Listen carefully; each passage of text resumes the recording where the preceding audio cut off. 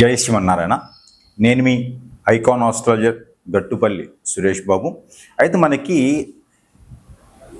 ఏవైతే గ్రహాలు ఉన్నాయో ఈ గ్రహాల యొక్క కదలిక వల్ల ఏ స్థానంలో ఏ గ్రహం ఉండడం వలన ద్వాదశ రాశుల వారికి ఎలా ఉంటుంది, దాని ద్వారా వారికి వచ్చేటువంటి ఫలితాలు ఎలా ఉంటాయి.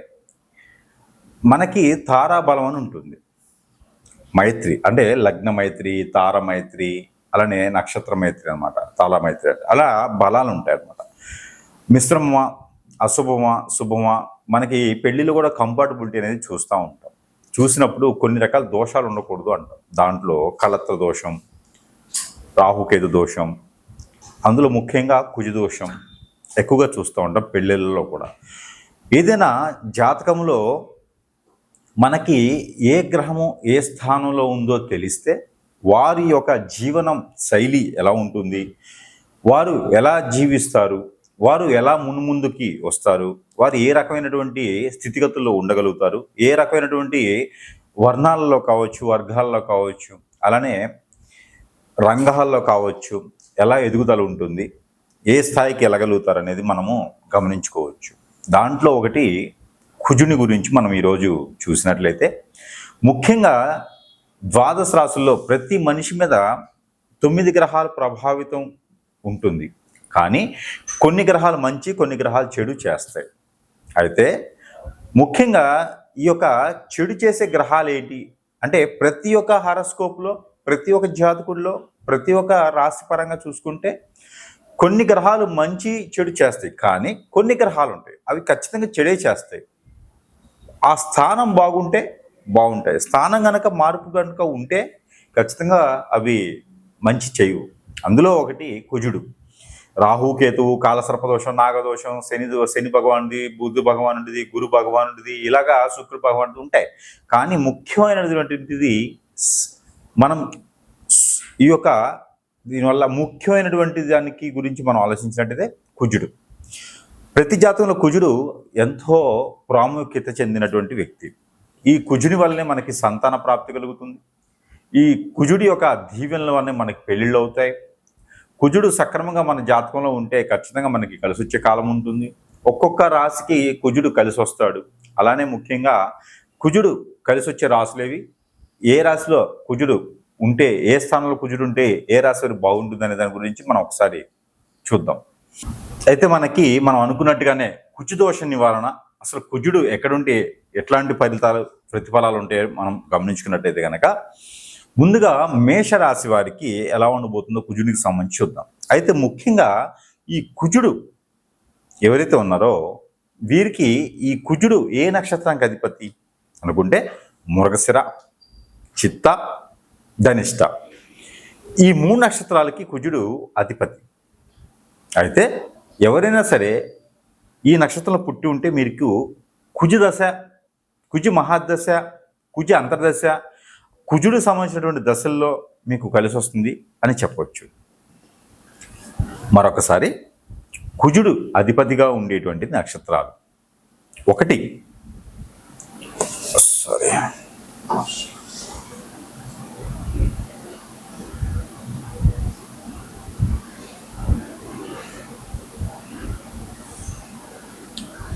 కుజుడు అధిపతిగా ఉండేటువంటి నక్షత్రాలు ఒకటి మృగశిర, 2 చిత్త, 3 ధనిష్ట.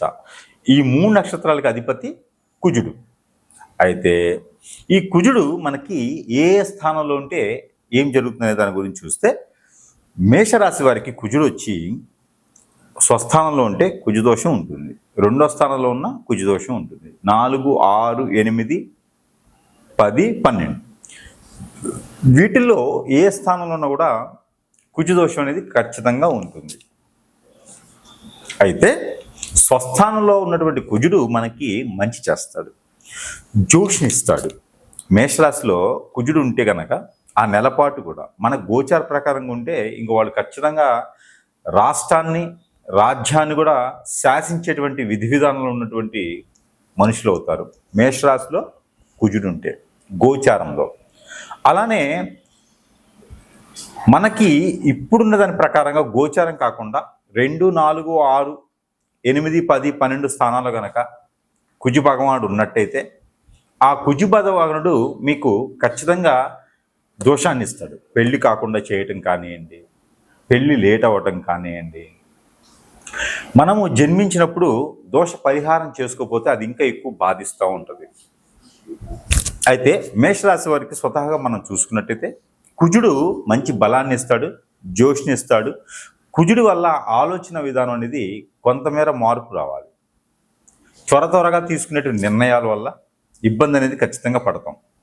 అలానే ఈ కుజుడు అనేది మనకి ఇబ్బంది పడిచ్చేలా చేస్తాడు కాబట్టి ఆలోచన విధానం మార్చుకోవాలి, నెమ్మదిగా ఆలోచించుకోవాలి. ఇకపోతే కుజు భగవానుడి యొక్క శుభదృష్టి కావాలి అనుకుంటే, అలానే కుజు భగవానుడు మన దాంట్లో మేషరాశి వారికి కుజు భగవానుడు అశుభ దృష్టిలో ఉన్నాడు అంటే గోచర ప్రకారంగా ఇది మామూలుగా ఇప్పుడు కుజుడు వచ్చేసి నెలకొకసారి రాసులు మారుతూ ఉంటాడు, ఇది వేరు. కానీ గోచారంలో కుజుడు సరిగా లేకపోతే కుజు దోషం వస్తుంది.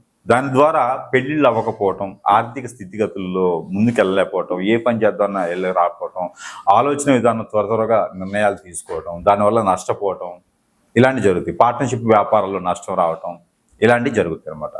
అయితే కుజుడు మేషరాశి వారికి బలంగా ఉండాలి, మేషరాశి వారికి అద్భుతంగా ఉండాలి, మేషరాశి వారికి కూడా అదృష్టాన్ని ఇవ్వాలి అనుకుంటే మరియం అని ఒక స్టోన్ దొరుకుతుంది. మరియం అని ఒక స్టోన్ ఉంటుంది. ఆ స్టోన్ ఒక 2 క్యారెట్లు తీసుకొని ఉంగరం వేలికి పెట్టుకుంటే నరదిష్టి నరఘోష పోతుంది. అలానే మీకు కుజుని యొక్క శుభదృష్టి కూడా మీ మీద ఉంటుంది. అయితే దానితో పాటు ఇప్పుడు చెప్పేటువంటి రెమెడీస్ కూడా చేసుకుంటే ఆ కుజునికి సంబంధించినటువంటిది ఏదైతే ఉందో అది ఖచ్చితంగా మీకు మంచి చేసేదానికి అవకాశం ఉంటుంది.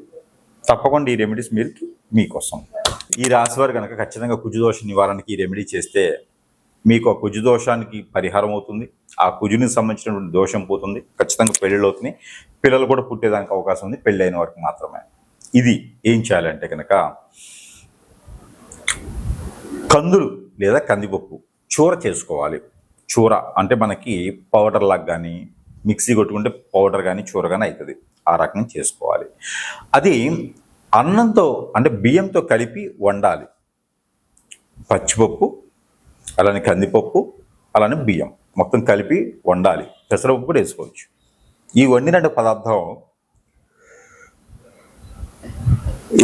పదార్థం ఏదైతే ఉందో ఈ పదార్థం ఒక 7గురికి మినిమం వడ్డన చేయాలి. ఒక 7గురికి ఇది పంచిపెట్టాలి. ఇది విష్ణు ఆలయంలో నైవేద్యం పెట్టి దాన్ని మీరు పంజారం చేయాలి. దాని ద్వారా ఆ ఒక కుజుదోషంతో ఉన్నటువంటి వారు కావచ్చు, కుజుదోషంతో బాధపడేవారు కావచ్చు, సొంత ఇంట్లో 2, 4, 6, 8, 12 స్థానాల్లో కుజుడున్నవారు ఇది చేసుకోవచ్చు. ఇది మంగళవారం, బుధవారం చేయాలి. మరొకటి ఈ రెమెడీ అయితే ద్వాదశ రాశుల వారు ఎవరైనా చేయొచ్చు. అందులో ముఖ్యంగా ఈ రాశి వారికి ఇంకా బాగా పనిచేస్తుంది. అయితే ఈ రెమెడీ ఏంటంటే ప్రతి అమావాస్య ముందు, పౌర్ణమి ముందు, పంచమి రోజున, చవితి రోజున మీరు చేయవచ్చు. అయితే ఏం చేయాలి అంటే నాగపడిగలు,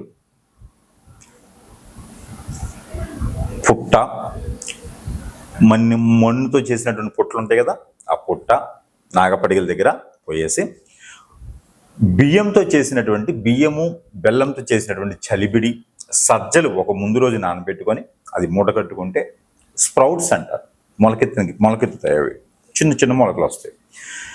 ఆ మిశ్రమం పచ్చి కొబ్బరి, ఇలాచీలు, మిరియాలు ఇవన్నీ కూడా వేసుకొని చలిబిడి చేయాలి. నెయ్యి వేయాలి. అందులో నెయ్యి వేసి చలిబిడి చేసి ఆ ఒక పదార్థాన్ని నైవేద్యం పెట్టాలి పుట్ట దగ్గర. ఆ నైవేద్యాన్ని ఎవరికైనా సరే పంచిపెట్టవచ్చు ప్రసాదం కింద. అలా చేయడం ద్వారా కుజుదోష నివారణ జరుగుతుంది.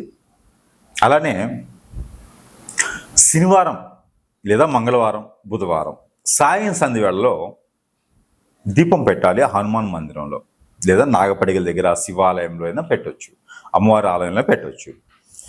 దీపం 2 వత్తులేసి మట్టి ప్రమిదలో ఆవు నెయ్యితో దీపం పెట్టాలి. లేదా మస్టర్డ్ ఆయిల్తో పెట్టవచ్చు, కొబ్బరి నూనెతో పెట్టవచ్చు, నువ్వుల నూనెతో పెట్టవచ్చు. ఇలా దీపం అనేది పెట్టడం ద్వారా కుజుదోష నివారణ అనేది ఖచ్చితంగా జరుగుతుంది. ఇది ఒక రెమెడీ ఖచ్చితంగా చేయాలి.